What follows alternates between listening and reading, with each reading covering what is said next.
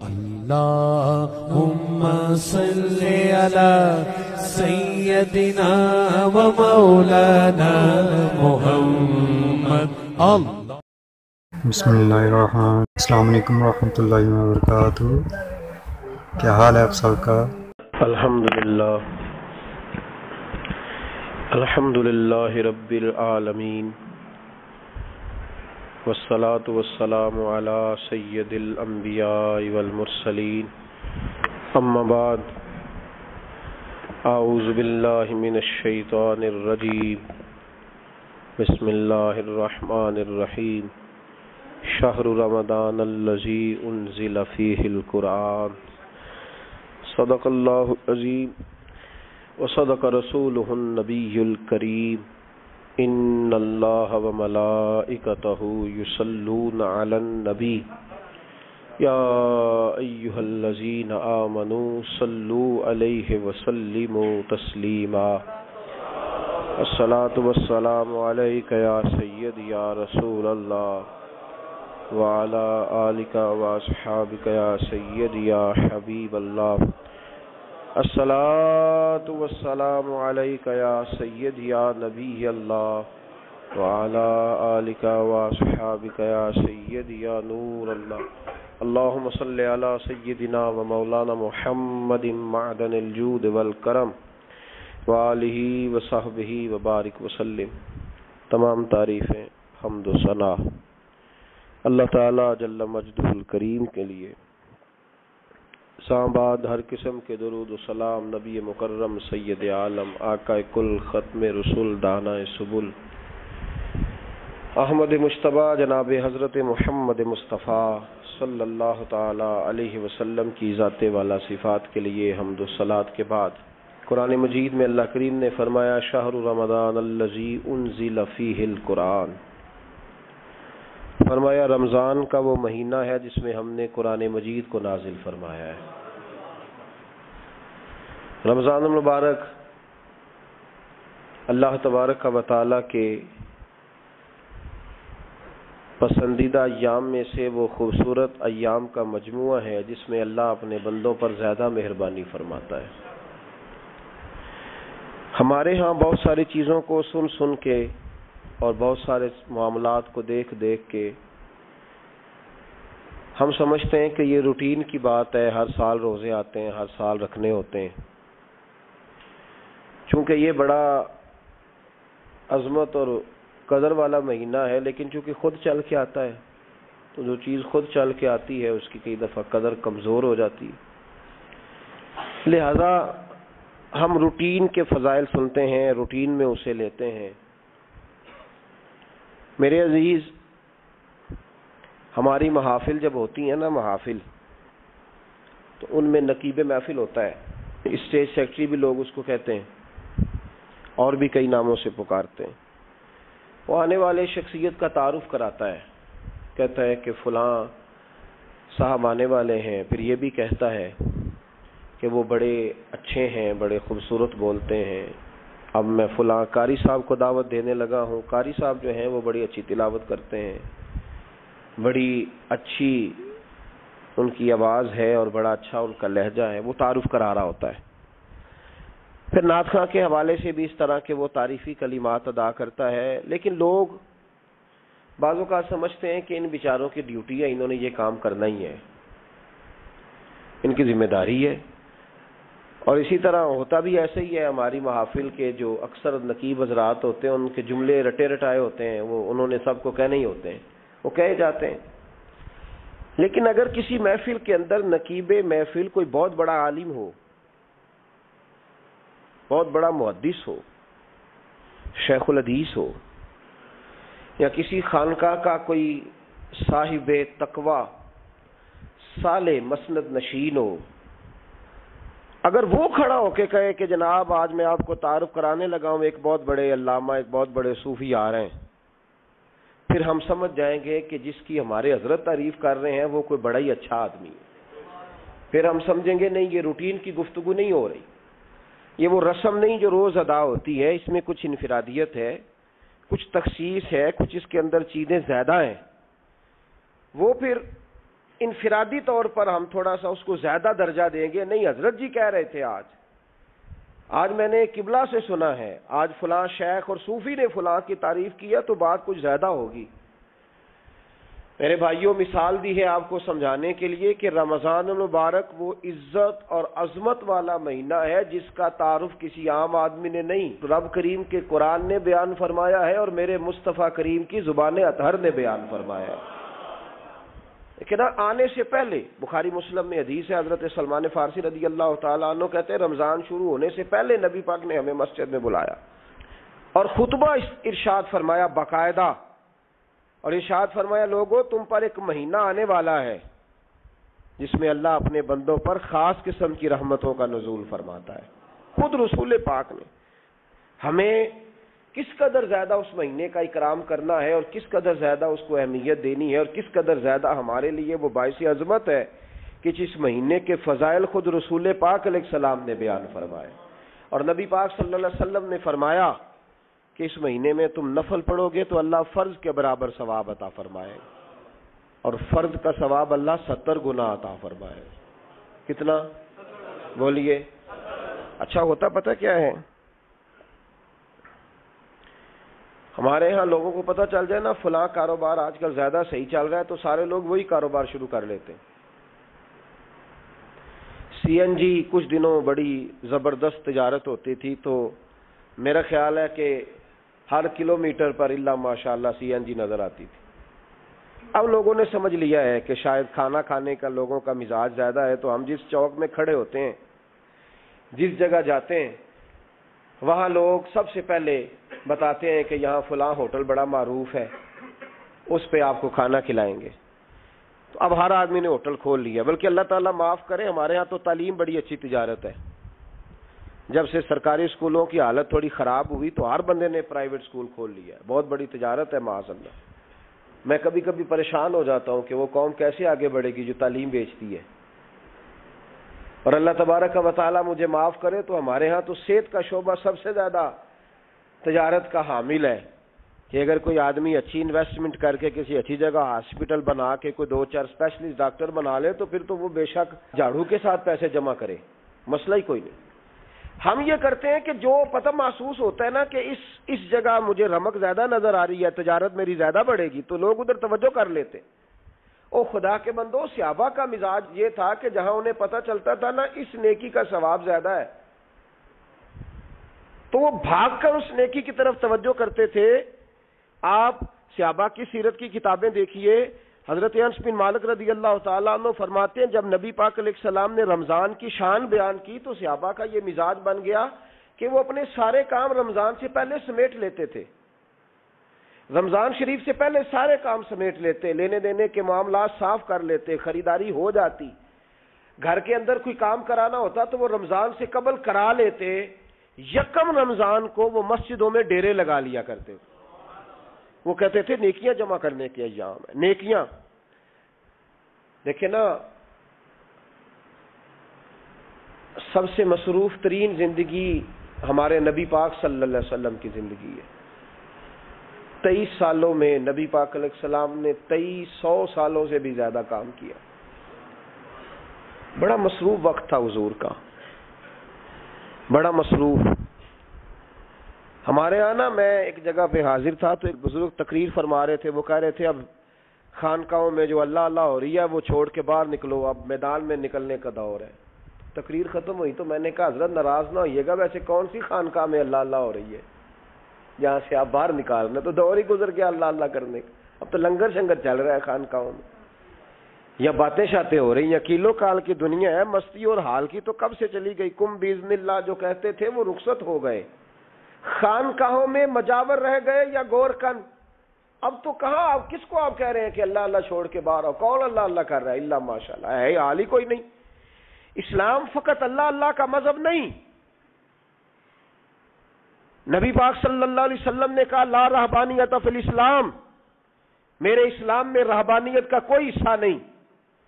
ایک آدمی جا کے صرف مسجد میں بیٹھ جائے، حقوق سارے چھوڑ دے، بال بچوں کو بھول جائے، اسلام اس کی حوصلہ افزائی نہیں کرتا، حوصلہ شکنی کرتا ہے. وہ والی صوفی کا درس حضور نے نہیں دیا کہ مسجد میں بیٹھو اور بس مسجد میں بیٹھو، خانقاہ میں بیٹھو، بلکہ نبی پاک صلی اللہ علیہ وسلم ہمیں بدر میں بھی نظر آتے ہیں۔ حضور خود جنگ کا لباس پہن کر ہمیں احد میں دکھائی دیتے ہیں۔ نبی پاک صلی اللہ تعالی وسلم ہمیں خندق کے موقع پر ہاتھ میں کدال پکڑ کر نبی پاک علیہ السلام ہمیں کھدائی کرتے ہوئے نظر آتے ہیں۔ مسجد نبوی تعمیر ہو رہی ہے تو حضور ہمیں خود اینٹیں اٹھاتے ہوئے دکھائی دیتے ہیں۔ سارے کام حضور نے کیے ہیں۔ لیکن میرے بھائی یہ یاد رکھو، اگر بدر میں جانا میرے نبی کی سنت ہے تو غار حرا میں چپ کر کے بیٹھ کے اللہ اللہ کرنا یہ بھی میرے نبی کی سنت ہے صلی اللہ تعالی علیہ وسلم۔ اگر احد میں، خندق میں، حنین میں میدان میں رہنا حضور کا طریقہ ہے تو غار ثور میں 3 دن اللہ اللہ کرنا بھی نبی پاک کا ہی طریقہ ہے۔ اگر سارا دن تبلیغ کرنا حضور کا طریقہ مبارکہ ہے تو ساری رات مصلی پہ کھڑے رہنا، اور صحیح مسلم میں حضرت عائشہ فرماتی ہے کہ قدموں پہ ورم آ جانا یہ بھی تو میرے نبی کا طریقہ ہے نا۔ تو میرے بھائی اس کو کون اپنائے گا؟ مصروف ترین زندگی نبی پاک کی، اس کے باوجود اللہ کے رسول ہر سال 10 دن کا اعتکاف کرتے تھے، ہر سال۔ ایک سال جہاد پہ گئے تھے، اعتکاف نہیں ہو سکا، اگلے سال میرے نبی پاک نے 20 دنوں کا اعتکاف فرمایا، پچھلے 10 دن کا۔ میں نے ایک بزرگ کی تعریف کی، ایک اپنے بڑے پیارے میرے محبت والے دوست ہیں، ان کے سامنے میں نے کہا یار یہ بندہ بڑا 4 سال اعتکاف کرتا ہے، تو انہوں نے ترجمہ کر دیا میری بات کا، تھوڑی سی تشریح کر دی، کہنے لگے ماشاءاللہ فارغ ہو گئے، اب بچوں کی شادی ہو گئی، اب فارغ ہیں۔ تو میں نے کہا کہ آپ یہ کہنا چاہتے ہیں کہ جو فارغ ہوتا ہے وہ اعتکاف کرتا ہے؟ آپ یہ کہنا چاہ رہے ہیں؟ چونکہ میرا پیار تھا تو میں نے کہا ان سے کہ جو کوہ طور پہاڑ آپ نے سر پہ رکھا ہوا ہے آپ بھی ذرا اتار کے پھینکیں، دیکھوں تو صحیح کہ آپ کون سا مار کا فتح کر رہے ہیں۔ کس طرح کا ہمارا رویہ ہے، کس طرح کی ہماری سوچ؟ اگر کوئی شخص خیر کا کام کر رہا ہے تو بجائے اس کی حوصلہ کہتے ہیں فارغ ہے، بچوں کی شادی ہو گئی، بچے کام کاج کرتے ہیں اس لیے بیٹھتے ہیں۔ تو میں نے کہا آپ نے جو پہاڑ اٹھایا وہ بھی ذرا دکھائیں، روٹی آپ بچوں کو دیتے ہیں کہ اللہ دیتا ہے؟ ان کی پرورش کی ذمہ داری آپ کی ہے یا رب کریم کی ہے؟ تو 2 گھڑیاں محنت کرنے کا مطلب یہ ہے کہ تم نے پہاڑ اٹھایا ہوا ہے سر پہ؟ تو اس طرح کے فلسفہ ہم بیان کرتے ہیں۔ افسوس یہ ہوتا ہے کہ رمضان المبارک اس میں بھی وہی سیاستیں، وہی خوش گپیاں۔ میں تو دعا مانگتا رہتا ہوں کہ اللہ روزوں میں کوئی الیکشن نہ آئے، آپ بھی آمین کہہ دیں، ورنہ وہی مصیبتیں، وہی جھوٹ سچ، وہی دروازوں پہ وہی خدا کا واسطہ، بس کر دو، رمضان شریف ہے، ٹھہر جاؤ ذرا، کیا ہو گیا ہے؟ میرے نبی پاک صلی اللہ علیہ وسلم نے فرمایا 11 مہینے جنت سجائی جاتی ہے اور پھر رمضان میں اللہ اپنے بندوں کے لیے جنت کے دروازے کھول دیتا ہے۔ 1 گھنٹہ پہلے صفائی کرتے ہیں مہمان نے آنا ہو تو، 1 گھنٹہ، ورنہ بچے دوبارہ سے پھر چیزیں بکھیر دیں گے۔ 1 گھنٹہ پہلے صفائی ہوتی ہے، لمبی نہیں، لیکن میرے نبی پاک نے فرمایا رمضان کے لیے رب کریم 11 مہینے جنت کو سجاتا ہے۔ چھوٹی بات ہے، روزے آ گئے، معمولی حیثیت ہے۔ ہم لوگ انہی معاملات میں، میں منع کرتا ہوں، ہمیشہ منع کرتا ہوں، آپ کو ہر سال منع کرتا ہوں، میں پابندی سے 1-2 اخبار ڈیلی دیکھتا ہوں۔ میرا ناشتہ نہیں ہوتا جب تک اخبار نہ ہو، چونکہ بزرگوں کا فتویٰ ہے جمعے کا خطبہ وہ دے جو عالمی حالات سے باخبر ہو۔ ہم کوئی رسمی تقریر نہیں کرتے کہ لوگوں کو کہیں کہ روزے آ گئے تو کون سا مہینہ چل رہا ہے تو مہینے کے حساب سے خطاب ہو۔ رسول اللہ صلی اللہ تعالی علیہ وسلم کی امت کے جو ذمہ دار اور پہرے دار ہوتے ہیں انہیں امت کی پہرے داری کرنی ہوتی ہے، اس لیے وہ یہ نہیں دیکھیں گے کہ کون سا موضوع چل رہا ہے اس پر میں نے 1 گھنٹہ گزارنا ہے، ترجیحات پر بات ہوگی۔ تو بات یہ عرض کر رہا تھا کہ میں رمضان شریف میں اخبار نہیں دیکھتا۔ میری اپیل ہے آپ سے کہ آپ رمضان شریف میں نہ رمضان ٹرانسمیشن بھی نہ دیکھیں، ٹی وی پہ خبریں بھی نہ سنیں، سارا سال سنیے خبریں۔ ہماری خبریں سننے سے ملک میں کیا انقلاب آ گیا ہے، یا وہ جو ہم نے چوک میں کھڑے ہو کے تجزیہ کیا تھا اس سے کتنے لوگ سنور گئے۔ چھوڑیں، جتنا وقت ملے وہ آ کے مسجد میں بیٹھیں، اللہ کے گھر میں وقت گزاریں، ٹائم دیں۔ عبادت آپ کو زندہ کرے گی، روحانیت پیدا کرے گی، توانائی آئے گی، خوبصورتی آئے گی آپ کے اندر، آپ زندہ رہیں گے۔ دنیا داری دلوں کو مردہ کرتی ہے، قرآن کی تلاوت، اللہ کا ذکر، مسجد کی حاضری روح اور دل کو زندہ کر دیا کرتا ہے۔ مسجد میں بیٹھیں، وقت دیں، مہربانی کریں۔ اور یہ بھی آج میں بڑی ذمہ داری سے عرض کر رہا ہوں، اگر آپ کبھی زندگی میں مجھے بھی دیکھیں نا ٹی وی میں کسی عورت کے ساتھ میں کسی پروگرام پہ بیٹھا ہوں تو آپ بالکل لحاظ نہ کریں، آپ بالکل وہ چینل بند کر دیں، ہمیں ضرورت ہی نہیں۔ میرے لیے کوئی مفتی دلیل نہیں ہے تو عورت کے ساتھ بیٹھا ہے پروگرام میں. میں نے تو وہ والا قرآن پڑھا جس میں اللہ کریم نے کہا عورتیں آ جائیں تو مرد نظریں نیچی کر لیں. ہم نے تو وہ والا قرآن پڑھا جس میں حکم ہے کہ مرد آئے تو عورت اپنی نظر نیچی کر لے. تو جہاں علامہ صاحب کے سامنے لڑکی بیٹھی ہے ٹی وی میں انٹرویو لے رہی ہے, وہاں نظریں نیچی ہوتی ہیں؟ کہاں سے فتویٰ آیا؟ حضرت جنید بغدادی تو فرمایا کرتے تھے کہ حسن بصری پڑھانے والا ہو, رابعہ بصری پڑھنے والی ہو, تو پھر بھی ان کو بغیر پردے کے پڑھانے کی اجازت نہیں ہے. بات ختم ہو گئی. میں کل, مجھے سرکاری یونیورسٹی ہے جامعہ کوٹلی کشمیر کی, انہوں نے مجھے دعوت دی کہ آپ کو لیکچر دینا ہے سائنس, تقوی اور رمضان. تو اسٹوڈنٹس ہوں گے, کچھ پروفیسر ہوں گے. تو میں نے کہا کہ اتنے بڑی جگہ آپ نے مجھے بلا لیا, یونیورسٹی لیول کے طلباء تو بڑے آگے جا چکے ہوتے ہیں. چلیں خیر, میں وہاں حاضر ہوا. جب میں پہنچا تو ایک پروفیسر صاحب مجھ سے کہنے لگے کہ لڑکیاں بھی ہیں. تو میں نے کہا کہ ٹائم دیتے وقت آپ سے گزارش کی گئی تھی کہ لڑکیاں نہیں ہونی چاہیے. تو وہ ایک جملہ بولنے ہی لگے تھے, تو میں نے ان سے کہا کہ آپ مجھے دکھیاں نوس مولوی سمجھ لیں, میں پرانے خیالات کا ہوں, آپ مجھے پرانا سمجھ لیں. اس لیے کہ میرے حضرت صاحب فرمایا کرتے تھے ہر چیز نہیں لے لینا, دین نہ نیا لینا. وہ 1400 سال پرانا ہی ہمیں ٹھیک ہے, ہمیں نیا دین نہیں چاہیے. کہنے لگے جی وہ بچیاں تھوڑی پیچھے بیٹھ جائیں گی. میں نے کہا آپ درمیان میں پردہ لگا لیں, میں انہیں نہ دیکھوں وہ مجھے نہ دیکھیں. ٹھیک ہے, بات سنیں, ختم ہو گئی. لیکن اگر وہ سامنے بیٹھیں گی تو ہم نہیں بات کریں گے.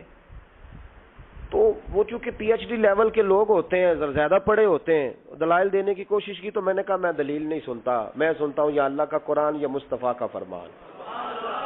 تو آپ مہربان. لیکن انہوں نے ضد نہیں کی, بڑے اچھے لوگ تھے. انہوں نے کہا جی ٹھیک ہے لڑکیاں نہیں بیٹھیں گی. میرا عرض کرنے کا مقصد یہ ہے کہ کیا فرق پڑتا ہے ہمیں. بہت سارے ذرائع ہیں عورتوں تک پیغام پہنچانے کے, پیغام پہنچ جاتا ہے, کوئی حرج نہیں. آپ باپ پردہ بندوبست کریں. ہمارے رمضان کے فجروں کے درس میں ہزاروں کی تعداد میں عورتیں آتی ہیں, ان کے لیے باپردہ بیٹھنے کا بندوبست ہے. لیکن کوئی ضروری ہے کہ ٹی وی پہ ایک عورت بن سور کے سامنے بیٹھے اور آپ اس کے سوالوں کے جواب دیں؟ ہمارے لیے نہ کوئی مفتی دلیل ہے, نہ کوئی شیخ الحدیث دلیل ہے, اس طرح کا کوئی مفکر محقق ہمارے لیے دلیل نہیں. ہمارے لیے دلیل رسول اللہ کی ذات ہے صلی اللہ تعالی علیہ. ختم ہو گئی بات. اس لیے کوئی ایسی ٹرانسمیشن نہ دیکھو, کسی طرف توجہ نہ کرو. یار 30 تو روزے ہیں, وہ بھی کئی دفعہ 29 ہو جاتے ہیں. اللہ کہہ رہا ہے ایام معدودات, ایک گنتی کے دن ہے. اور میرے بھائی کیا مصیبت ہے, میرا وقت نہیں گزر رہا. آپ یقین کریں اللہ جانتا ہے, ہم تو رمضان کو زنجیریں ڈالتے ہیں. یہ کام بھی رہ جاتا ہے, رمضان گزر جاتا ہے, یہ بھی رہ جاتا ہے, رمضان گزر جاتا ہے, یہ بھی نہیں ہو پاتا رمضان. پتہ نہیں کس وقت روزے آتے ہیں, کب نکل جاتے ہیں. کہتے ہیں میرا وقت نہیں گزرتا تو میں ٹی وی دیکھتا ہوں. قرآن سارا پڑھ لیا ہے, حدیثوں کا مطالعہ ہو گیا, اپنی آخرت کے لیے نفل سارے پڑھ لیے, تسبیحات ساری ہو گئی. جو اب ٹائم نہیں گزرتا تھا تو ٹی وی پہ جا بیٹھے. کدھر چلے گئے ہم؟ علامہ اسماعیل حقی نے حدیث لکھی, حضرت عائشہ صدیقہ رضی اللہ تعالیٰ عنہ فرماتی ہیں, تفسیر روح البیان میں موجود ہے. کہتی ہیں ایک دن حضور اچانک میرے ساتھ آرام فرماتے, بستر سے اٹھے نکل گئے.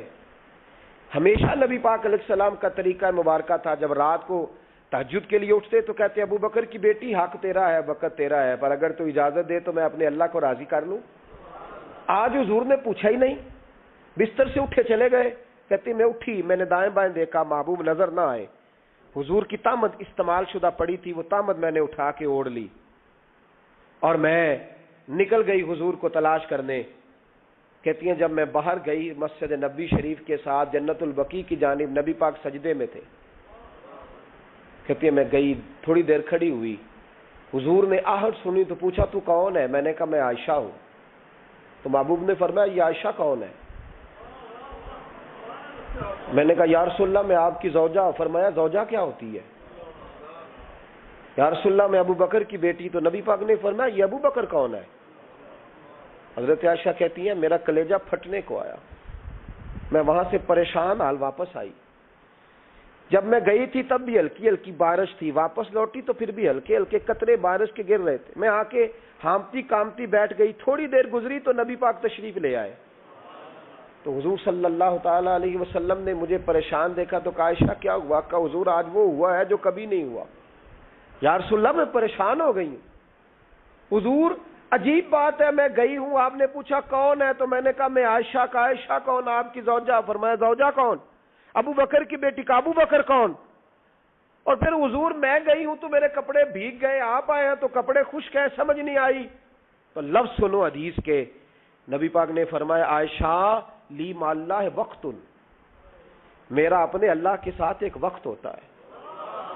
کس کے ساتھ؟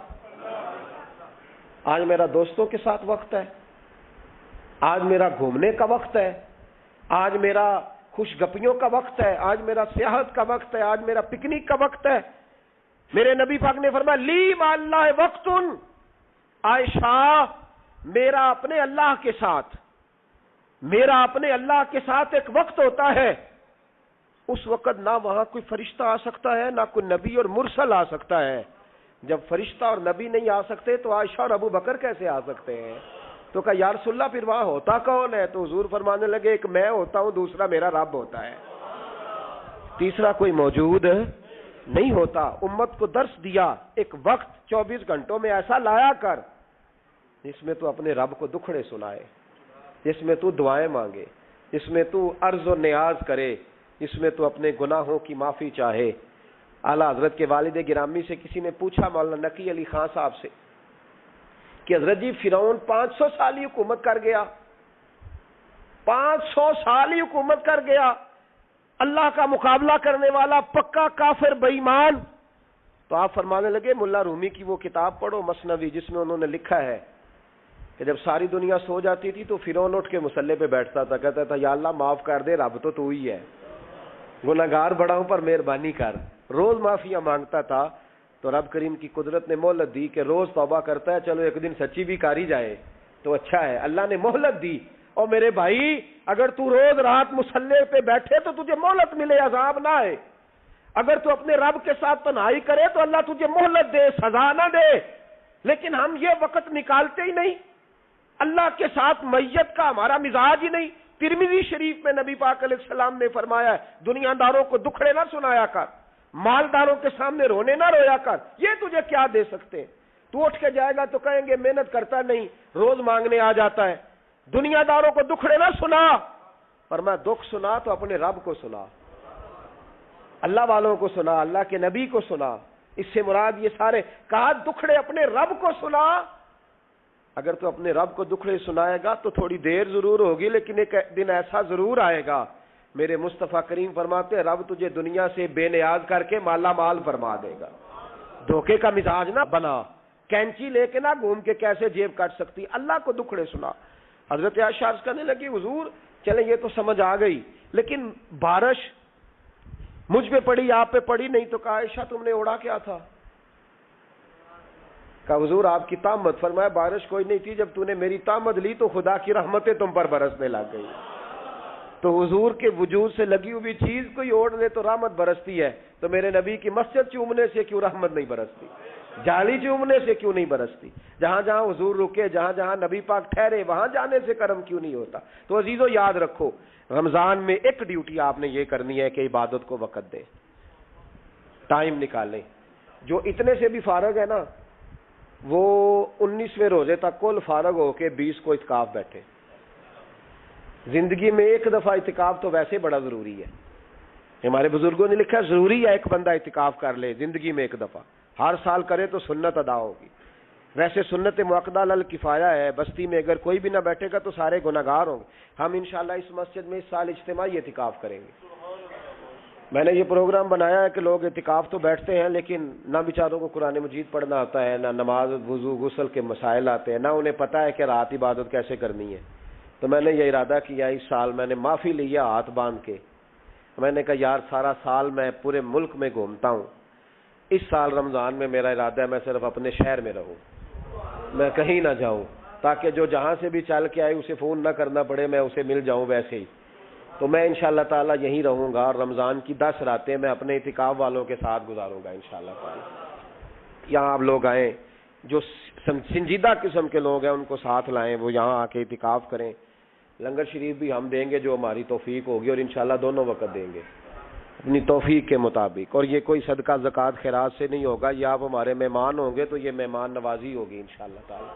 تو یہ اپیل آخر میں اعلان کرنا تھا پر چلو بات آ گئی تو میں نے شروع میں کر دیا. یہاں ہم مقدور بھر کوشش کریں گے آپ کے لیے اجتماعی اعتکاف کا بندوبست. ہمارے جو دیگر طلباء علماء ہوں گے وہ بھی آپ کے ساتھ وقت گزاریں گے، وضو غسل نماز کی چیزیں سکھائیں گے، آپ کو قرآن مجید پڑھنا پڑھانا سکھائیں گے۔ 10 دنوں میں جو ممکن ہو سکے گا ہم انشاءاللہ تعالیٰ کریں گے۔ تو اعتکاف میں وقت دیں۔ دوسرا کام آپ نے یہ کرنا ہے رمضان شریف میں کہ قرآن پاک زیادہ سے زیادہ پڑھنا ہے۔ پڑھیں گے انشاءاللہ؟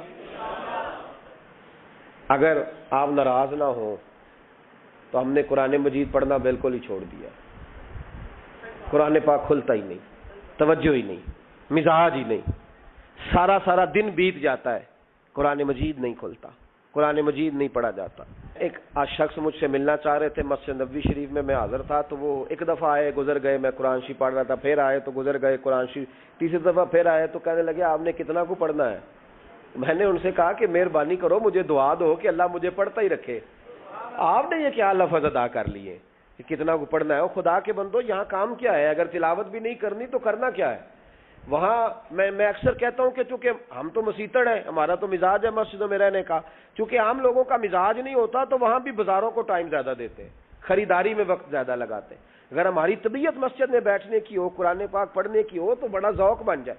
قرآن مجید امام اعظم ابو حنیفہ امام اعظم رمضان شریف کے اندر 61 قرآن مجید پڑھا کرتے تھے۔ کتنے؟ 60 اور 1 61۔ ایک قرآن شریف دن میں پڑھتے، ایک رات کو پڑھتے، پورے دن میں قرآن مجید ختم کرتے، ایک رات کو۔ اور آپ فرماتے ہیں 61واں قرآن مجید وہ تھا جو میں تراویحوں میں سنا کرتا تھا۔ 61 قرآن پاک آپ ہر رمضان میں پڑھا کرتے تھے۔ میری آپ سے گزارش ہے ایک سپارہ مسجد میں پڑھے رمضان میں، ایک سپارہ گھر میں پڑھے۔ مسجد میں پڑھیں گے تو مسجد کا حق ادا ہوگا، اور گھر میں قرآن پاک کھول کے بیٹھیں گے تو بچے بھی آ کے پاس بیٹھ جائیں گے، چھوٹے چھوٹے بچے۔ یہ کبھی تجربہ کرنا، یہ بخشش کا ذریعہ ہے۔ جب آپ بچوں کی ماں سویرے سویرے بڑا اچھا دوپٹہ لے کے اور مصلی بچھا کے اور قرآن مجید کی ریل رکھ کے اور پھر اس کو خوشبو لگا کے جب کھولتی ہے نا تو اس کی جو 2-2.5 سال کی بچی ہوتی ہے وہ بھی کہیں سے دوپٹہ ڈھونڈنے لگ جاتی ہے، وہ بھی دوپٹہ لے کے آتی ہے اور دائیں بیٹھتی ہے۔ اس کا جو 4 سال کا بچہ ہوتا ہے نا، اگر ابا بیٹھا ہے اور 4 سال کا بچہ بھی کہیں سے ٹوپی ڈھونڈ کے لاتا ہے، اسے پڑھنا نہیں آتا لیکن وہ بھی آ کے نا سپارہ لے کے بیٹھ جاتا ہے۔ میں نے دیکھا ہے بچے تھوڑا تھوڑا ہلنے لگتے ہیں۔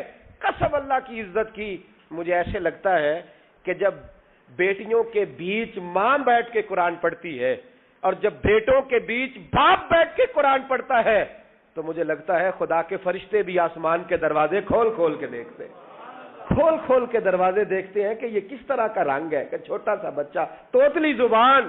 مجھے وہ حدیث پڑھ لینے دو جو امام جلال الدین سیوطی نے روایت لکھی ہے۔ فرمایا حضرت عیسیٰ علیہ السلام میں قبر کے پاس سے گزرے تو عذاب ہو رہا تھا، چند گھنٹوں کے بعد گزرے تو وہیں رحمتوں کا نزول ہو رہا تھا۔ حضرت عیسیٰ عرض کرنے لگے مولا میری مجال نہیں میں پوچھوں، چند گھنٹے پہلے یہاں عذاب تھا، اب یہیں کرم ہو رہا ہے۔ اللہ اب اس نے کوئی نیک عمل کیا تو ہے نہیں، قبر میں تو عمل ختم ہو جاتا ہے، اتنا کرم کیسے؟ تو رب کریم نے فرمایا موسیٰ بندہ بڑا گناہگار تھا، پاپی تھا، سزا کا حقدار تھا، پر جب انتقال اس کا ہوا تو بیوی اس سے پہلے حاملہ تھی، اس کے انتقال کے 2-4 مہینے بعد بچہ پیدا ہوا، پھر اس بیوی نے بچہ پالا، آج 4.5 سال کا بچہ مکتب گیا ہے، استاد نے بسم اللہ شریف پڑھائی ہے، اس کے بچے نے توتلی زبان پہ کہا بسم اللہ الرحمن الرحیم۔ تو مجھے حیا آئی ہے کہ اس بیچارے کو بھی لفظ نہیں ادا کرنے آتے، زمین پر بیٹھ کر یہ توتلی زبان سے مجھے رحمان اور رحیم کہے اور میں اس کے باپ کو سزا دوں۔ بس بچے نے ایک دفعہ بسم اللہ پڑھی ہے، میں نے باپ کے سارے گناہ معاف فرما دیے۔ مہربانی کرو، ایک سپارہ گھر میں، ایک سپارہ مسجد میں، یہ ضرور آپ نے روٹین بنانی ہے۔ مسجد میں پڑھیں گے تو مسجد کا حق ادا ہوگا، گھر میں پڑھیں گے تو بچے بھی پڑھیں گے۔ اور تیسرا سپارہ وہ ہے جو آپ نے تراویح میں سننا ہے۔ تو کتنے سپارے ہو گئے ایک دن میں؟ 3۔ تو رمضان میں کل کتنے ہو گئے؟ 3 قرآن پاک۔ کتنے قرآن پاک جی؟ 3 قرآن مجید، ایک سپارہ دن میں ایک رات میں، تو آپ کا 10 دن کے اندر انشاءاللہ قرآن پاک ختم ہو جائے گا۔ کریں گے انشاءاللہ تعالی؟ یہ ذہن بنائیں، یہ ذوق پیدا کریں، اور قرآن پاک کا ایک حرف پڑھیں تو اللہ 10 نیکیاں دیتا ہے، اور رمضان شریف میں 70 گنا بڑھ جاتی ہیں۔ تو اب ذرا ضرب دے لو بات کہاں جائے گی۔ تو رمضان المبارک میں قرآن پاک سے میں نے کہا کوئی اخبار نہ دیکھو، کچھ نہ دیکھو، سارا دن بس قرآن پاک دیکھو، سارا دن قرآن مجید پڑھیں، قرآن پاک سے دل لگائیں۔ حضرت عبداللہ ابن مسعود رضی اللہ تعالیٰ عنہ فرماتے ہیں نبی پاک صلی اللہ علیہ وسلم نے مجھے بلا کے کہا مجھے قرآن پاک تو سنا. میں نے کہا یا رسول اللہ آپ پہ نازل ہوا میں آپ کو سناؤں؟ تو فرمایا میرا دل کر رہا ہے میں تجھ سے سنوں. حضور کو زیادہ آتا تھا نا, تو کبھی کبھی آپ سمجھ لیں کہ آپ کو زیادہ آتا ہے لیکن پھر بھی سامنے والے, میں اکثر کہتا ہوں مدرسے کے طلباء سے, میں کہتا ہوں آپ قاری اور حافظ تو ہو گئے ہو پر کبھی کسی اور سے بھی سنا کرو, کہا کرو سناؤ یار دو آیتیں دل کر رہا ہے. حضرت ابی بن کعب رضی اللہ تعالیٰ عنہ کہتے ہیں نبی پاک تشریف لائے تو مجھے کہنے لگے ابی ادھر آ میں تجھے قرآن پاک سناؤں. میں نے کہا یا رسول اللہ مجھے فرمایا مجھے اللہ نے حکم دیا ہے کہ میں تمہیں سناؤں. حضرت ابی رو کے کہنے لگے یا رسول اللہ رب کریم نے میرا نام لیا ہے؟ میں کہاں وہ کہاں؟ فرمایا ہاں تیرا نام لیا ہے. رونے لگے, کہنے لگے حضور پھر تو میں بڑا خوش نصیب ہوں, سنائیے میں سنتا ہوں. تو حضور سننا بھی حضور کی سنت ہے, سنانا بھی نبی پاک کی سنت ہے. قرآن مجید کو سنیں. اور پھر یار دکھ کی بات ہے نا کہ پاسپورٹ کے دفتر تو میں 2.5 گھنٹے کھڑا رہوں, شناختی کارڈ کے لیے میں 1.25 گھنٹہ کھڑا رہوں, اور میں پہلی دفعہ سعودی عرب جاؤں تو امیگریشن کے لیے 2.5 گھنٹے بھی مجھے لائن میں لگنا پڑے تو میں لگا رہوں. دنیا داری کے لیے تو میں اتنا کھڑا رہوں اور تراویح کے لیے مجھے 1 گھنٹہ نہ کھڑا ہوا جائے تو میں بہانے کرتا پھروں. تو پھر یاد رکھو وہ حضرت سیدہ اسماء کا کرتی تھی, نبی پاک نے مجھے کہا تھا اسماء اللہ کے رستے میں گن گن کے نہ دینا ورنہ وہ بھی تجھے گن گن کے دے گا. جب ہم رب کریم کو وقت اس طرح دیتے ہیں کہ دنیا داری کے لیے تو ساری ہمارے پاس ہمتیں موجود ہیں, اور تراویح کا وقت آیا تو بہانے ڈھونڈنے لگ گیا. تراویح کا وقت آیا تو وہ جو ہے اس نے شروع کر دی بات کہ جناب میرے فلان جگہ تکلیف ہے اور مجھے بلڈ پریشر ہو جاتا ہے تو پسینہ بڑا آتا ہے. تو اب تو آسانیاں ہی بڑی ہیں. صحابہ کہتے جب ہم مسجد نبوی میں نماز پڑھنے جاتے تھے بارش ہوتی تھی تو مسجد میں پانی کھڑا ہوتا تھا, کیچڑ کھڑا بن جاتا تھا, تو ہم اپنی جھولیوں میں خشک مٹی ڈال کے لے جاتے تھے, اپنی اپنی جگہ بچھا لیتے مٹی, اور پھر ہم نماز پڑھتے تو ہمارے پیشانیوں پر بھی مٹی لگ جاتی. تو ایک صحابی جھاڑ رہے تھے تو نبی پاک نے فرمایا نہ جھاڑ, جب تک چہرے پہ رہے گی فرشتے درود بھیجتے رہیں گے. اب تو ایسی لگے ہوئے مسجد میں پھر بھی تو تراویح نہیں پڑھتا. تو ایک تو عبادت کو ٹائم دیں, دوسرا قرآن مجید زیادہ سے زیادہ پڑھیں, رمضان میں زیادہ سے زیادہ پڑھیں, مسجدوں میں ٹائم دیں. مجھے دکھ ہوتا ہے جب رمضان میں بھی نماز کے بعد مسجد کو تالا لگتا ہے. اگر ہم سارے آئیں مسجدوں میں, ہم رمضان شریف کے اندر وقت دیں, جس کے پاس ٹائم ہو وہ آ کے بیٹھ جائے قرآن مجید کھول لے, تو میرا خیال ہے کہ مسجدیں بھی ہمیں دعا دیں گی کہ دیکھو ہر وقت انہوں نے میرے اندر تلاوت کی. ایک اور بات بھی عرض کرنی ہے, یہ مجھے کہا گیا ہے, میری اپنی طرف سے نہیں, یہ مجھے رکا دیا گیا ہے. کہہ دوں پکے نمازی ناراض تو نہیں ہو جائیں گے؟ جو پکے نمازی ہیں مسجدوں کے وہ میرے ساتھ وعدہ کریں ناراض تو نہیں ہو جائیں گے؟ نہیں تسی نہیں بول دے تساں ہو جانا. پکے بول دے نہیں پے, پکے گھور دینے پے. پکے نمازی, یہ پکے نمازیوں سے بات, ناراض تو نہیں ہو جائیں گے؟ یہ بول کے بتائیں, انشاءاللہ کہیں. کچے نمازیوں کو شکوہ ہے کہ پکے نمازی رمضان میں ہمیں گھورتے ہیں, روکے دیے مجھے انہوں نے. کہتے ہیں پکے نمازی, کہتے فصلی بٹیرے آ گئے. یہ زیادتی ہے, یہ ظلم ہے.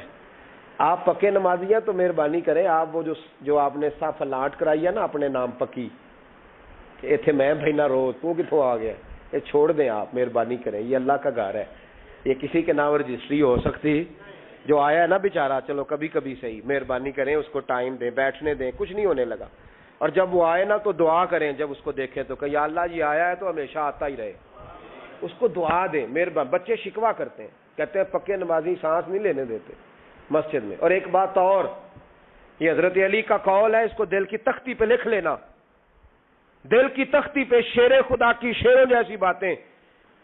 حضرت مولا علی شیر خدا فرمایا کرتے تھے, وہ نیکی کرنے والا اچھا نہیں جو نیکی کر کے اکڑ جاتا ہے اور دوسروں کو گناہگار سمجھتا ہے, وہ نیکوکار اچھا نہیں. فرمایا کرتے تھے اس سے وہ گناہگار اچھا ہے جو گناہ کر کے کم از کم شرمندہ تو ہوتا ہے نا. فرماتے ہیں جو گناہ کر کے شرمندہ ہو وہ زیادہ اچھا ہے اس سے جو نیکی کر کے اکڑ جائے. تو تھوڑی سی نیکی کر کے پرہیزگاری کر کے ساری دنیا کو گناہگار سمجھنے لگ جانا, یہ تو بت پیدا کر لیا ہے تو نے اپنے اندر, اس بت کو توڑ دے. پتہ نہیں کون کب آئے اور اللہ کا ولی بن جائے. کوئی آیا لے کے چلا گیا, کوئی عمر بھر بھی نہ پا سکا. میرے مولا تجھ سے گلا نہیں, یہ تو اپنا اپنا نصیب ہے. تو مہربانی کریں پکے نمازی, تھوڑی شفقت کریں. یہ میں سب سے نہیں کہہ رہا, جو گھورتے ہیں صرف ان سے کہہ رہا ہوں. کچھ پکے نمازی ہیں تو الحمدللہ دل کے بھی بڑے پکے ہیں, سوچ کے بھی بڑے پکے ہیں, اچھے ہیں, خوبصورت لوگ، لیکن کچھ ایسے لوگ ہیں، ہمارے شہر کے ایک ڈاکٹر صاحب ہیں، میں نے کہا آپ نماز مسجد میں پڑھا کریں، ان کی عمر کافی زیادہ ہو گئی ہے، تو کہتے ہیں حضرت میں پڑھوں گا انشاءاللہ۔ ان کو میں نے دوائی لینے گیا تو وہاں بھی میں نے بات شروع کر دی، میں نے کہا آپ مہربانی کریں، کہتے میں آؤں گا۔ کچھ دنوں کے بعد میں نے اس مسجد میں نماز پڑھی، اور خاص کر کے پڑھی کہ یہ ٹائم ہے، میں نے فون کیا کہ ڈاکٹر صاحب آپ نظر نہیں آئے، تو کہتے ہیں صاحب ناراض نہ ہو جائیں، نمازی مجھے کہتے تھے خیر ہے ڈاکٹر صاحب کہیں غلط جگہ تبادلہ تو نہیں ہو گیا، کوئی مصیبت تو نہیں آ گئی؟ تو کہتا ہے مجھے شرم سی آتی ہے کہ نمازی اس طرح، ویسے بھی میں گیا نہیں، 60 سال عمر ہو گئی، تو اب نمازی تو یہ آپ کیا کر رہے ہیں؟ ہم کوئی اللہ کی رحمت کے منشی ہیں کہ ہم سے پوچھ کے وہ دے گا جس کو دے گا؟ کیا کرتے ہو؟ او بھائی، حضرت باجدید بستامی رحمت اللہ تعالی علیہ جیسے لوگ کہا کرتے تھے جنہوں نے ساری زندگی جھوٹ نہیں بولا، حرام نہیں کھایا، فرماتے تھے الفن کہتا ہوں، بالغ ہونے کے بعد نماز قضا نہیں کی، لیکن پھر بھی کہا کرتے تھے دعا مانگو میرا رب مجھ سے حساب نہ پوچھ لے۔ حساب والا نہیں ہوں میں، درگزر والا ہوں۔ عدل کریں تے تھر تھر کمبن اچیاں شانہ والے، یہ تو فضل کریں تے بخشے جاون میرے جے منہ کالے۔ تو مہربانی کریں، آگے چلیں۔ رمضان شریف میں سخاوت کرنی ہے۔ حضرت انس بن مالک رضی اللہ تعالیٰ عنہ فرماتے ہیں جس طرح تیز آندھی چلتی ہے، ذرا مثال دیکھیں صحابی کی کتنی خوبصورت، فرماتے ہیں جس طرح تیز آندھی چلتی ہے نا، اس طرح رمضان میں میرے نبی کی سخاوت چلا کرتی تھی۔ نبی پاک ہر سائل کو دیتے، جو قیدی بند ہوتے نا، قیدی جنگ کے قیدی کفار، حضور انہیں بھی آزاد کر دیتے رمضان میں، فرماتے جاؤ تمہیں آزاد کیا۔ سخاوت کریں، اور میرا مشورہ ہے اس دفعہ غریبوں سے غریب سخاوت کریں۔ نسخہ دے رہا ہوں امیر ہونے کا، تو سخی ہو جا، رب کریم تجھے امیر کر دے گا۔ سخی بن جا، مالا والے سخی نہیں ہوندے تے سخیاں کول مال نہیں ہوندا، ایتھے اوتھے دوواں جہان نہیں، سخی کنگال نہیں ہوندا، سخی بن جاؤ۔ میرے نبی پاک علیہ السلام نے فرمایا بندہ کبھی بھی جیب کا سخی نہیں ہوتا، سخی وہی ہوتا ہے جو دل کا ہوتا ہے۔ غریبوں کو میرا مشورہ ہے کہ 10 روپے دو، لیکن رمضان میں روز دینا، ہر شام دینا، غریبوں کو ساتھ بٹھاؤ، روٹیاں کھلاؤ، افطاریاں کراؤ، غریبوں کے گھروں کے اندر سوٹ پہنچاؤ، مدارس کے طالب علموں کو کپڑے خرید کے دو، جو کچھ نہیں دے سکتا وہ ایک مسواک لا کے دے، ڈیوٹی کرو، اپنے دائیں بائیں غریبوں کا خیال رکھو۔ جن گھروں میں اکثر دیکھتے ہو کہ دال کا شاپر جاتا ہے، وہاں رمضان شریف میں صبح صبح گوشت پہنچاؤ، مہربانی کرو۔ غریب امیر تو کسی کو تب دے گا جب اس نے ووٹ لینے ہوں گے، وہ تو وہاں زکات دے گا جہاں سے اسے پتا ہوگا کہ میری تعریف اچھی ہوگی، وہ تو مسجد میں اس وقت خرچ کرے گا جب اس کا نام بار بورڈ پہ لکھا جائے گا۔ غریبوں، تم نے ظلم کیا ہے، اگر تم اپنی 4 غریب بھائی مل کے ایک غریبنی بہن کا خیال رکھتے تو اس غریبنی کو محلے کے چودھری کے پاس نہ جانا پڑتا۔ اگر 4 غریب بھائی ایک غریب بھائی کا خیال کر لیتے، تھوڑے تھوڑے جو صاحب حیثیت تھے، تو وہ مجبور نہ ہوتا۔ مہربانی کرو۔ حضرت عبداللہ ابن عمر رضی اللہ تعالیٰ عنہ ہر روز مدینے کے مسکینوں کو ڈھونڈ کے لاتے تھے، فرماتے تھے کہ ان کو ایک تھیلا دینا میں عزت نہیں سمجھتا، ڈھونڈ کے لاتے غریبوں کو اور اپنے سامنے دسترخوان بچھاتے رمضان میں، اور پھر ان پہ کھانے چنتے اور فرماتے غریب کھائیں گے تو میرا اللہ راضی ہوگا، ساتھ بٹھا کے کھلاتے۔ ایک بڑی عجیب بات ہو گئی، گھروں میں ہو جاتی ہے، جن گھروں میں زیادہ مہمان آتے ہیں وہاں یہ مسئلے بن جاتے ہیں۔ ایک دن زوجہ کہنے لگی کھانا آپ کا یہ آج مہمان کو نہ لائیے گا، کہہ دیتی ہیں نا بیویاں کبھی کبھی، یہ نافرمانی نہیں۔ اگر آپ کو کھڑا کیا جائے نا رمضان میں روزہ رکھ کے باورچی خانے تو لگ پتا جائے، اس کو نافرمانی نہ سمجھے، بیوی نے پکا کے نہیں دیا جی۔ تو حضرت عبداللہ ابن عمر کی زوجہ کہنے لگی آپ کا کھانا ہے، مہمانوں کا کوئی نہیں۔ تو حضرت عبداللہ ابن عمر کہنے لگے اللہ تجھے جزا دے، تو روز پکا کے دیتی ہے، چل اس طرح کر مجھے سرکہ اور کھجور دے دے، روٹی میرے مہمان کو دے دے۔ آپ کی زوجہ رو پڑی، کہنے لگی اگر آپ افطاری والوں کا اتنا خیال کرتے ہیں تو میں نہ کروں، مجھے 10-20 منٹ کا ٹائم دے، میں اپنے اوپر وزن بوجھ ڈالوں گی، میں تھوڑی مشقت میں پڑوں گی، لیکن مہمانوں کے لیے افطاری کا ضرور بندوبست کروں گی۔ ہمارے ہاں تو افطاریاں بھی سیاسی ہیں، ووٹ اکٹھے کرنے کے لیے افطاریاں، اور ڈرو اللہ سے۔ کس نام پہ لوگ دنیا داری کریں گے، کس نام؟ غریبوں کو کھلاؤ کھانا جن کو سارا سال گوشت ملتا ہے ان کی۔ میں کل یونیورسٹی میں کہہ رہا تھا کہ بڑا ہاتھی ہوتا ہے پر بادشاہ شیر ہوتا ہے، اس لیے کہ شیر ہفتے میں 1 دن گوشت کھاتا ہے، اگر روز کھائے نا تو اس سے بھی نہ اٹھا جائے جس طرح ہم سے نہیں اٹھا جاتا، اس سے اٹھا کوئی نہ جائے، وہ ہفتے میں ایک دن کھاتا۔ مگرمچھ سب سے دلیر جانور ہے دریائی جانوروں میں سے، لیکن 24 گھنٹے میں 700 گرام کھانا کھاتی ہے، اور شیر کا بھی پنجہ پکڑ لے تو شیر چھڑا نہیں سکتا، روٹی کھا کھا کے تو حال ہی کوئی نہیں قوم کا۔ تو مہربانی فرمائے، فاقہ آپ کو طاقتور کرے گا، اور جتنا زیادہ انسان کھاتا ہے شہوانی قوتیں زیادہ ہوتی ہیں، اس لیے نبی پاک نے کہا تھا نوجوانوں کو یا شادی کر لو یا روزے رکھا کرو۔ اگر زیادہ روٹیاں کھاؤ گے تو تمہارے اندر نفسانی اور شہوانی قوتیں زیادہ پروان چڑھیں۔ تو مہربانی فرمائے رمضان میں غریبوں کے فاقوں کا خیال کریں، انہیں پہنچا کے آئیں، گھر جا کے دے کے آئیں۔ میں اکثر یہ روتا ہوں کہ ہماری مسجدوں میں نا 27ویں کو قاری صاحب کو سوٹ ملتا ہے، اس کے پیچھے سازش یہ ہوتی ہے کہ 27ویں روزے نہ تو درزی پکڑے گا نہ سی کے دے گا، تو ہم یہ سازش کرتے ہیں کہ دین جنانا ہوئے مولوی بھی ساڑھے ورگا سوٹ پا لے عید تے پھر ساڑھے جی چودھری جی تے مولوی جی فرق ہی رہ گیا۔ تو 27ویں کو اس لیے دیتے ہو کہ درزی نہ پکڑے، اس بیچارے کو دینا ہے تو یکم رمضان کو دو، اس کو حضرت جی میرے والا جوڑا پہن کے آپ نے تراویاں پڑھانی ہے، یہ جمعہ آپ نے میرے سوٹ سے۔ مہربانی کریں آپ جو آپ کے اپنے علاقے کے مسجد کے قراء ہیں، حفاظ ہیں، طالب علم ہیں، ان کو رمضان شریف سے شروع ہونے سے پہلے، اور کسی گھر میں آپ لنگر پہنچاتے ہیں 20ویں روزے تو 20 روزے تو فاقے سے انہوں نے رکھ لیے، اب آپ گھی لے کے پہنچ گئے۔ اگر رمضان کی نیت کر کے رمضان سے پہلے بھی دو گے تو اللہ رمضان جتنا ہی اجر عطا فرمائے گا۔ فطرانہ یکم رمضان کو دے دو، مہربانی کرو، تاکہ غریب کے گھر کے اندر چولہا صحیح جلے، اس کے بچے بھی کھانا صحیح کھائیں۔ میری یہ گزارش ہے کہ اگر آپ نے کسی غریب کی بچی کو کپڑا، لباس اور غریبوں کو کچھ لے کے دینا ہے تو رمضان سے پہلے لے کے دیں، تاکہ درزیوں کا ریٹ کم ہو، وہ کام جو ہے وہ جلدی ہو جائے۔ اور میری گزارش ہے مسلمانوں سے کہ اپنے سارے کام رمضان سے پہلے سمیٹ لو، اتنے قیمتی دن دوبارہ نہیں ملیں گے جو زندگی میں رمضان دوبارہ سے آ رہا ہے، سارے کام پہلے کر لو۔ ہمارے ہاں تو آپ یقین کر لیں نہ درزی تراویاں پڑھتا ہے، نہ کپڑوں والا پڑھتا ہے، نہ کاج بٹن والا پڑھتا ہے، نہ نلکی والا پڑھتا ہے۔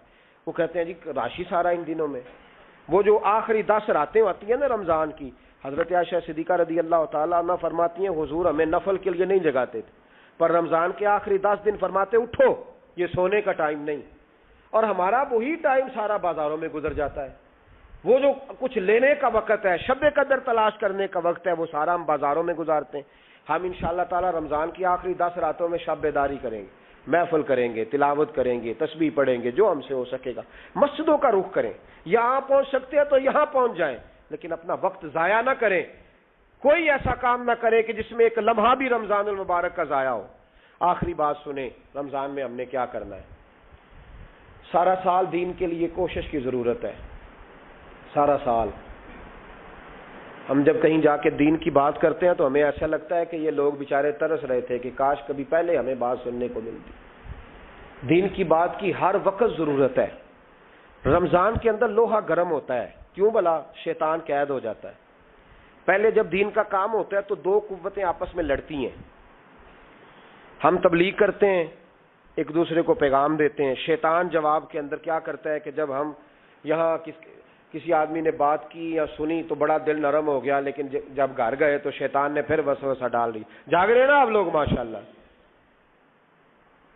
رمضان میں ایسے نہیں ہوتا، صرف تبلیغ ہوتی ہے، شیطان قید ہوتا ہے، وہ کوئی غلط مشورہ دینے کی پوزیشن میں نہیں ہوتا۔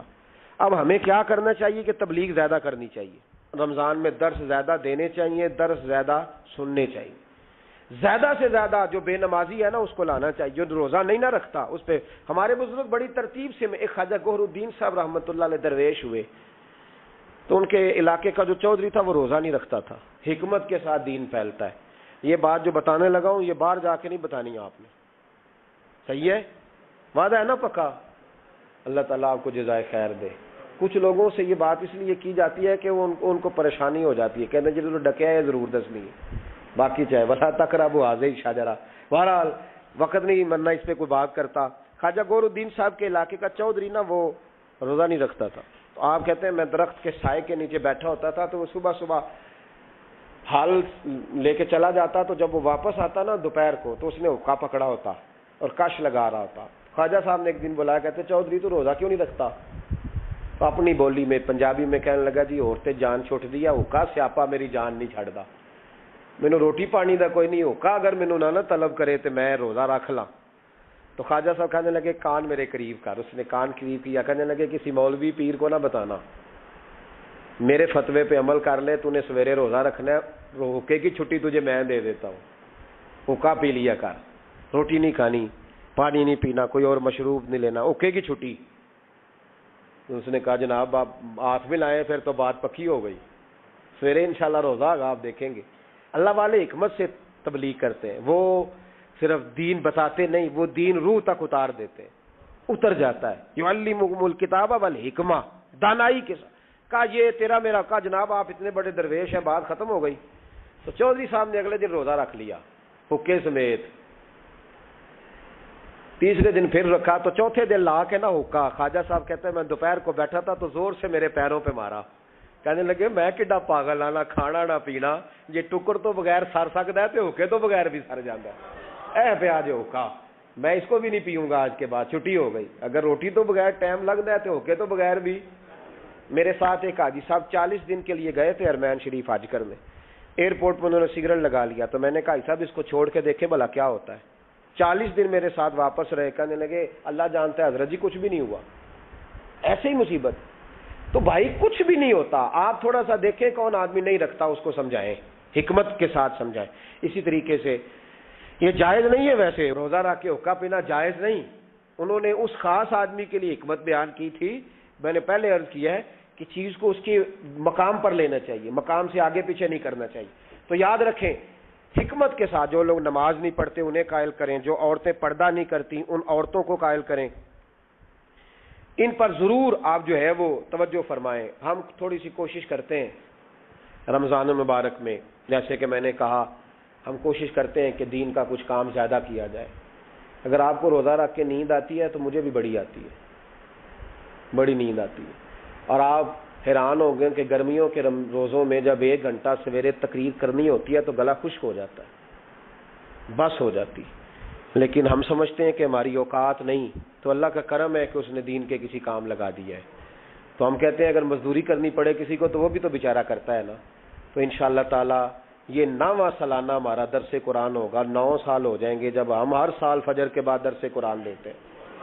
اس دفعہ میرے لیے ذرا زیادہ مشکل تھی. مجھے پورے ملک سے لوگوں نے کہا کہ 5 دن ہمارے پاس, 4 دن اس شہر میں, 3 دن اس شہر میں. اس میں مجھے کچھ بہتریاں بھی نظر آ رہی تھیں, کچھ اس پہ ہم نے مشاورت بھی کی کہ 4 دن کے مختلف شہروں میں درس رکھے جائے. پھر میرے کونے سے ایک آواز آئی دل کے کہ سارا سال ہم گھومتے ہیں لیکن یہ 1 مہینہ جو ہے یہ اپنے شہر میں ہی بتانا ہے, یہیں رہنا ہے. انشاءاللہ باہر سے بھی لوگ آتے رہیں گے. آپ سے میری اپیل ہے کہ آپ میزبان ہیں, آپ صبح وقت پہ وہاں پہنچیں, ٹائم پہ آئیں اور دوسرے آنے والوں کا استقبال کریں. الحمدللہ ہزاروں لوگ اس میں شریک ہوتے ہیں. اس دفعہ بھی حسین میرج ہال میں درس قرآن ہوگا انشاءاللہ تعالی. آپ حضرات نے وقت پہ آنا ہے, وقت پہ پہنچنا ہے. پھر اگلے 10 دن یہاں اعتکاف ہوگا, ساری رات شب بیداری کا بندوبست ہوگا انشاءاللہ تعالی. بڑی جلدی ہم ایک بہت بڑی وسیع جگہ پہ اس انتظام کو لے جائیں گے. اللہ تبارک و تعالی بڑی مدد فرمائے گا انشاءاللہ تعالی. ایک بڑے ادارے کی طرف باتیں بڑھتی چلی جا رہی ہیں. دیکھیں کس شاندار طریقے سے دین کا کام آگے کی طرف بڑھ رہا ہے. انشاءاللہ تعالی بڑھتا رہے گا, آپ دیکھتے رہیں گے. آپ دعا فرماتے رہیں. اور یہ جو چند باتیں کی ہیں, ایک تو رمضان میں مصلے کو ٹائم دیں, تلاوت کو ٹائم دیں, سخاوت کو ٹائم دیں, اور غریب کی مدد کریں, چھپ کے کریں, اس کو پتہ نہ چلے. اور 5ویں بات یہ کہ رمضان میں دین کے لیے محنت زیادہ کریں, جد و جہد زیادہ کریں. کوشش کریں جو کبھی کسی محفل میں نہیں گیا اس کو لے کر کے آئیں.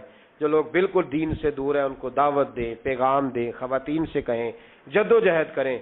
اتنی جد و جہد کریں کہ یہ رمضان جو آنے والا ہے اللہ تعالیٰ اسے امت مسلمہ کی عزت کا مہینہ بنا دے, اور رمضان جیسے ہی جائے امت کو اللہ پھر سے وقار عطا فرمائے, ہمیشہ مدحت خیر الانام میں گزرے. دعا ہے یہ عمر درود و سلام میں گزرے. آخر دعوانا